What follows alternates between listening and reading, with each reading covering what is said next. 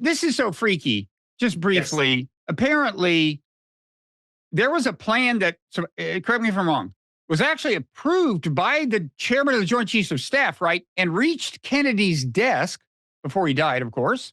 And the plan, do I have that part right so far? I mean, that seems mind-blowing because the plan is, this is how we're going to get Castro. I guess this is after the Bay of Pigs had failed. And yes. Of course, one simmering thing here, part of the backdrop here is after the Bay of Pigs failed, Kennedy was not really in the mood for another fiasco, and as a result was not nearly as militant toward Castro as many anti-Castro Cubans in America would have liked, as many in the U.S. government would have liked, and you think that may have figured into all of this. So anyway, this Operation Northwoods it's like there is a plan achieved at the highest level, approved the highest level of the Pentagon. They're going to stage a false flag operation that, well, it may involve killing some Americans. Okay, fine. But the key thing is we'll blame it on Castro and then we can invade. And here's the beauty of a theory that I think you take seriously. It's almost too good to be true. It's almost too cinematic to be true. But like Kennedy, first of all, is the guy who says, no, this is crazy, which he is. So there's a motivation to get him out of the way. And then part two is you turn him into Operation Northwoods. You say, he's the guy, he's the American we kill and blame it on Castro. And then his successor will have no choice but to invade. Now, this is one reason maybe we should thank LBJ for insisting on the simple version of the story where there's no conspiracy, because that kind of pressure was built.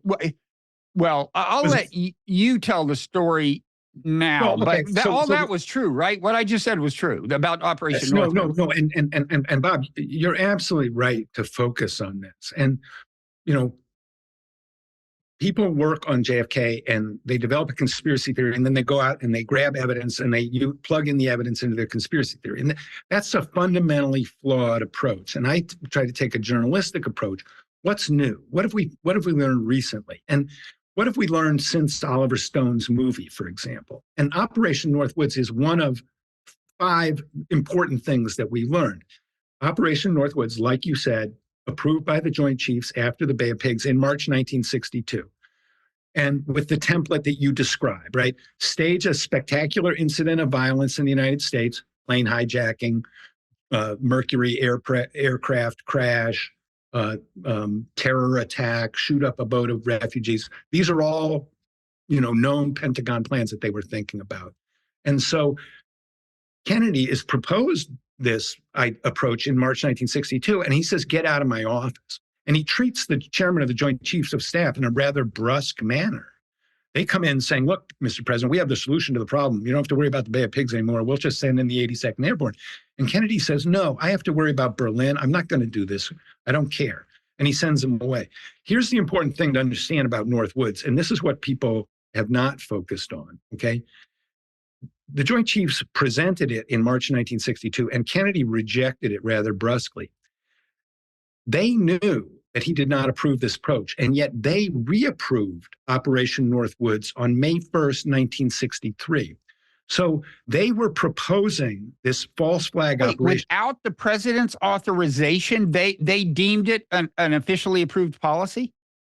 What they did was they approved it at the Joint Chiefs level, and they were proposing it to the Secretary of Defense to present to the president. This is what date? This is May 1963. So they're hoping Kennedy will have will rethink the thing this time around, or what? I mean, the paper trail is difficult to figure out, because I don't know that Northwoods ever got to Kennedy's desk a second time. I think McNamara might have told them, guys, this isn't going to fly, and never even gave it to Kennedy. The Joint Chiefs policy over the summer mutates into, we're ready to invade if Castro is removed from power, basically, if Castro was assassinated. So that was kind of the contingency plan going into 1963. But the Joint Chiefs had approved the Northwoods approach. And you are absolutely right to say, it does bear a certain resemblance to what happened on November 22nd. There was a spectacular attack on a U.S. target, and there was an immediate CIA effort by CIA front groups and CIA assets to blame the crime on Castro. And Right. so, it sure looks like that. Now, the paper trail is obscure and it's hard to read. And how far along did Northwoods planning get? James Angleton wrote a paper for the Joint Chiefs 3 weeks after Northwoods was approved for the second time. So Angleton was thinking about the Cuban target that summer. The government was mobilized. He is the chief of counterintelligence for the CIA, who authorized the reading of Oswald's mail. So he's in it from the beginning. Well, right. And so Angleton is interested in Cuba and Mexico City, where Oswald is about to go. And he has controlled the Oswald file from the beginning. So, this new evidence, I mean, people say, oh, well, that's not smoking gun proof of a conspiracy. No, but it's smoking gun proof that the whole story that people were told about this guy came out of nowhere and killed the president.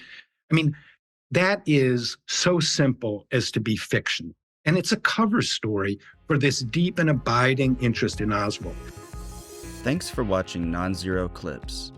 To hear more of this conversation and others like it, subscribe to the Nonzero YouTube channel or the Nonzero podcast feed. And to gain access to exclusive podcast content, subscribe to Robert Wright's Nonzero newsletter on Substack.